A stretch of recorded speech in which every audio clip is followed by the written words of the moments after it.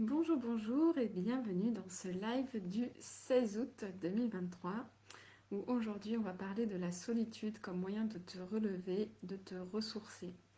Alors comme toute fin d'été, il y a souvent des nouvelles choses, nouveaux projets, des nouvelles prises de décision. Eh bien la nouveauté concernant ces lives, ça va être des lives plus courts. Donc je vais tenter de faire des lives de 15-20 minutes. Donc on tient le pari. Pour que ce soit plus facile pour vous de les regarder et d'en prendre connaissance.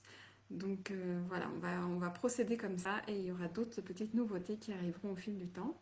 Donc c'est sûr que ce n'est pas une nouveauté, mais il y a aussi le challenge qui est en cours, qui a commencé lundi et qui se termine demain. Donc pour celles qui ont envie, vous pouvez regarder les replays dans le groupe des émotives créatives et y participer encore jusqu'à demain. En tout cas, pour celles qui regardent la vidéo aujourd'hui en direct, n'hésitez pas à me faire un petit coucou. Et comme d'habitude, si vous regardez en replay et que vous souhaitez participer, n'hésitez surtout pas à commenter, à me faire un petit like, à me mettre un hashtag replay pour me dire qu'au moins vous avez regardé, que je sache un peu le nombre de personnes qui regardent. Voilà, sur ce, nous allons commencer donc aujourd'hui ce premier live version courte. Donc la solitude comme moyen de te relever, de te ressourcer. Donc la solitude, ça peut être un moyen puissant de te retrouver, de te relever, malgré des connotations qui sont parfois négatives. Souvent, la solitude a des connotations négatives qui y sont associées. Mais lorsqu'elle est abordée de façon constructive et consciente, la solitude peut apporter bien des avantages significatifs pour la croissance personnelle, la réflexion profonde et la reconnexion à soi-même. Donc on va voir 10 points pour voir comment la solitude peut être un moyen de te retrouver et de te relever. Donc le premier point, ça va être un temps pour la réflexion. Effectivement, la solitude offre un espace de calme pour réfléchir sur sa vie, sur ses choix, ou sur ta vie, sur tes choix, sur tes valeurs, tes aspirations.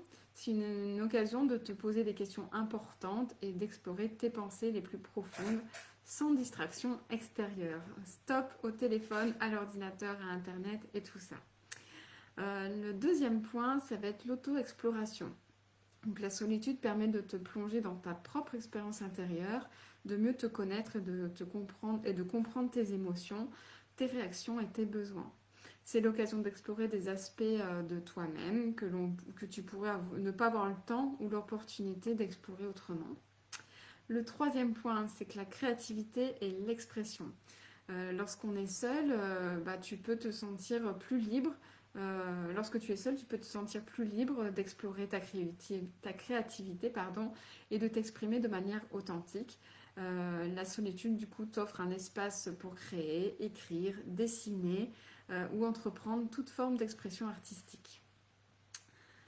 Ensuite, il y a en quatrième point, le renforcement de la résilience. Donc la solitude peut être un moyen de te confronter à tes propres défis et de développer ta résilience. C'est l'occasion de faire face à tes peurs, de prendre des décisions difficiles et de cultiver une plus grande confiance en toi. En 5, il y a la reconnexion avec les passions. Donc en étant seul, tu peux redécouvrir tes passions, tes intérêts qui peuvent avoir été mis de côté en raison d'obligations, de distractions liées à la vie quotidienne. C'est un moment pour explorer ce qui te passionne vraiment. Donc la solitude comme moyen de te relever et de te ressourcer, ça passe également en sixième point par l'introspection profonde. Donc la solitude favorise une introspection profonde permettant d'explorer tes croyances limitantes, tes schémas de pensée et tes comportements qui pourraient entraver ta croissance personnelle. En septième point, il y a l'acceptation de soi. Être seul t'offre l'opportunité de t'accepter pleinement, y compris les aspects les moins parfaits de toi. La solitude permet d'apprendre à te pardonner, à te traiter avec bienveillance et à cultiver ton amour-propre. Il y a aussi en huitième point le renouvellement émotionnel. Donc la solitude peut servir de période de renouvellement émotionnel. C'est une pause nécessaire pour te détacher des stimulations constantes de l'environnement extérieur et pour te recharger mentalement et émotionnellement. On va voir en neuvième point que la solitude comme moyen de te relever et de te ressourcer, c'est la clarté et la perspective. Donc la solitude permet d'acquérir une plus grande clarté mentale et une perspective des plus larges sur les défis de ta vie. C'est l'occasion de voir les choses sous un angle différent et de prendre du recul. En 10e point, il y a la reconnexion avec la nature.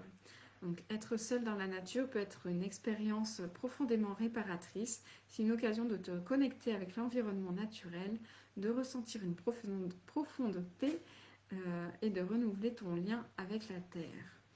Donc, il est important de noter que la solitude doit être équilibrée et choisie de manière consciente. Trop d'isolement peut mener à la solitude excessive et à l'isolement social, ce qui peut avoir des conséquences négatives sur la santé mentale. Donc, cependant, lorsque la solitude est utilisée comme un moyen de te retrouver, de te ressourcer et de te relever, ça peut être une période précieuse de croissance personnelle et de découverte de toi.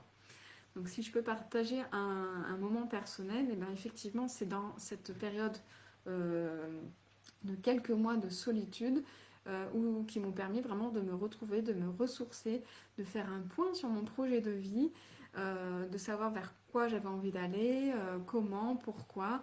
C'est vraiment un moment en fait d'introspection où on peut vraiment se poser toutes ces questions personnelles qui nous sont propres, vraiment ces questions importantes.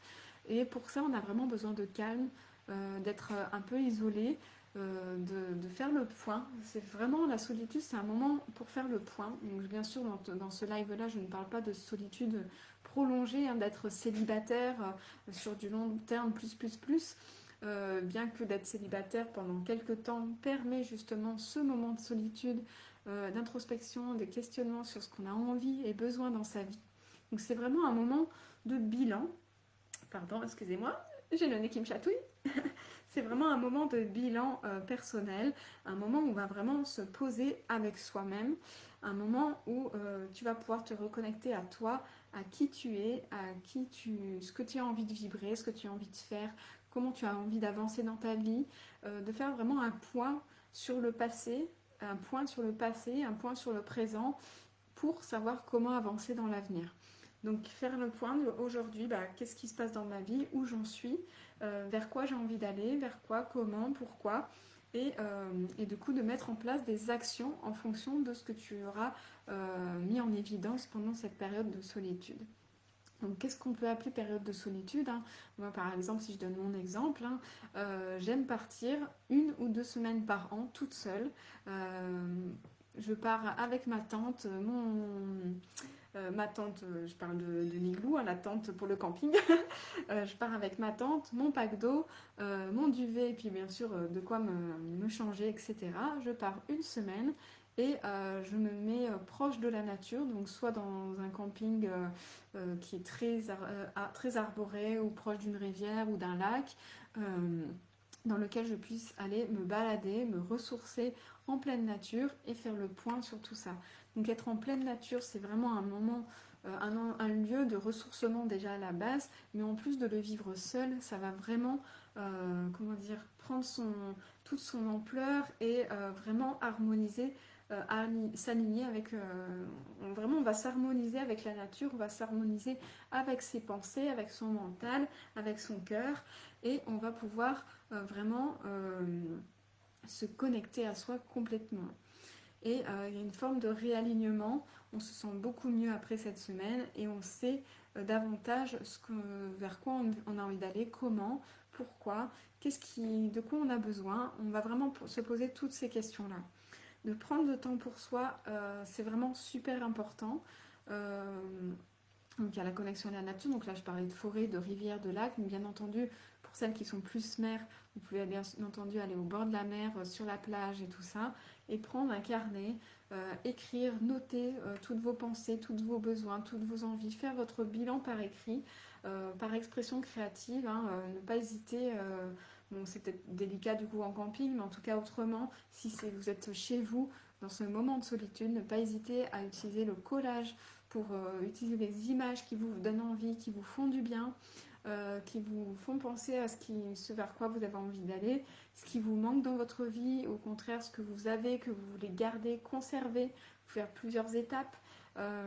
Vous pouvez aussi représenter, dessiner les couleurs qui vous font du bien pendant ces moments-là, lire un bouquin, écrire, faire des moments de peinture, réaliser de la peinture, c'est vraiment un moment avec soi, où on va laisser le pinceau suivre ce qu'il a envie de faire, sans avoir d'arrière-pensée, sans savoir exactement ce qu'on a envie de représenter, de dessiner, simplement se laisser porter par la douceur du moment, la douceur de l'instant, et apprécier ce moment de solitude, ce moment avec soi. Donc ce qui peut être aussi un moment de solitude, hein, ça peut être simplement un moment dans la journée que vous vous accordez à vous-même, hein, ce n'est pas forcément de la solitude longue, hein. Donc j'ai parlé de la solitude quand on est vraiment célibataire, mais ça peut être aussi quand on peut être célibataire et entouré de plein d'amis et ne jamais se retrouver seul. Donc c'est vraiment prendre aussi ce temps pour soi dans ces moments entre amis, en famille ou autre. C'est aussi programmer des plages horaires dans son agenda où on est toute seule et où on va venir explorer son être intérieur et qui l'on est. Donc c'est aussi, que l'on soit célibataire, en couple, en famille ou pas, c'est vraiment prendre des moments pour soi, rien que pour soi, où on va venir déposer, s'exprimer, se détendre. Donc ça peut passer par, comme je le disais, des balades en nature, ou écouter des méditations, des moments de lecture, des moments de tout ce qui vous fait plaisir. Mais c'est vrai que l'expression créative telle que je la conçois, c'est aussi s'apporter ce moment en lien avec la respiration ou pas, où on va venir laisser les choses venir d'elles-mêmes et déposer sur sa feuille ce qui nous vient, tout en étant à l'écoute de son être, de son cœur, de son corps, et déposer un peu tout ça de façon spontanée, intuitive, sans chercher à réaliser quelque chose de précis, ou au contraire, chercher à réaliser quelque chose de précis, mais comprendre le sens derrière, avoir une méthodologie, avoir un objectif, une sorte de guidance de ce que vous voulez représenter, ce que vous voulez faire, quelle est votre intention derrière ça. Votre intention va être votre guide justement dans cette façon de réaliser votre expression créative, que ce soit collage, dessin, écriture, peinture, mais avoir cette intention. Donc cette intention, ça peut être justement cette reconnexion à soi, ça peut être simplement de dire je me laisse aller, je lâche prise, je ne cherche pas à définir, décrire, représenter quelque chose de précis, ou au contraire, j'ai un objectif, je le représente, je sais vers quoi je veux aller et je vais décliner un peu toutes les étapes qui me permettent d'atteindre mon objectif. Ça peut être aussi ça, c'est des moments de solitude où on va venir représenter toutes les étapes qui nous permettent de mener à bien notre objectif, notre projet, ce vers quoi on a envie d'aller.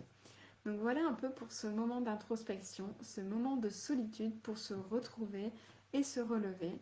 Parce qu'une fois qu'on s'est retrouvé seul avec soi-même, qu'on s'est posé les bonnes questions, qu'on s'est ressourcé, eh bien on s'est retrouvé quelque part. Et à partir du moment où on s'est retrouvé, on sait vers quoi on a envie d'aller, on sait comment on a envie d'y aller, et il n'y a plus qu'à y aller. Voilà pour ce live d'aujourd'hui. Donc je tiens mes promesses, j'avais dit 15-20 minutes. On est à 13 minutes, waouh, je suis fière de moi. Il faut aussi s'auto-féliciter. Donc comme je voulais dire aussi dans vos représentations créatives, aucun jugement, pas d'autocritique dans ces moments de solitude, c'est vraiment un moment avec soi. On n'est pas là pour se juger, pour se critiquer, on est là pour se retrouver, se ressourcer et savoir ce qui est bon ou pas pour soi, ce qui est bon et juste pour soi, ce qui nous permet d'être aligné ou pas, ce qui nous permet d'être bien, ce qui nous permet d'être épanoui, ce qui nous permet d'avancer positivement dans la vie, que ce soit en termes d'émotions, en termes d'action, de relations. Tout est lié et l'expression créative peut véritablement vous aider dans tout ce cheminement. Voilà ce que je voulais vous dire pour aujourd'hui. Je vous souhaite un très bon appétit, une très belle journée et n'hésitez pas à me dire si ce format court vous correspond davantage, si ça vous convient. Et je vous réserve d'autres surprises en format court comme ça. On va tenter l'expérience de l'expression créative en petits courts ateliers comme ça ensemble. Voilà, je vous souhaite une très belle journée, un bon appétit. Je vous dis à mercredi prochain pour le prochain live ou à cet après-midi 16h ou demain 16h pour la suite du challenge. Bye bye!